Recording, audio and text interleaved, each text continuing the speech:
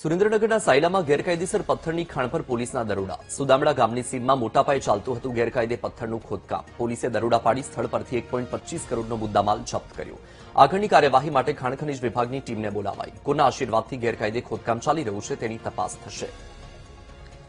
વધુ માહિતી આપી રહ્યા છે સંવાદદાતા પરેશ। પરેશ, સાયલામાં ગેરકાયદેસર પથ્થરની ખાણ પર પોલીસે દરોડા પાડ્યા છે, તેને લઈને શું માહિતી?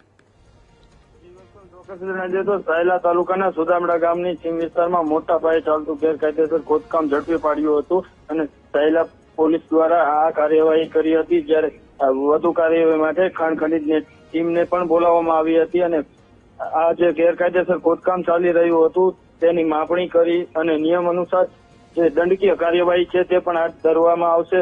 અને જે ગેરકાયદેસર ખનન પરથી એક હિટાચી, 2 ડમ્પર અને 2 ટ્રેક્ટર સહિતનો 1.25 કરોડનો મુદ્દામાલ પણ જપ્ત કરવામાં આવ્યો છે।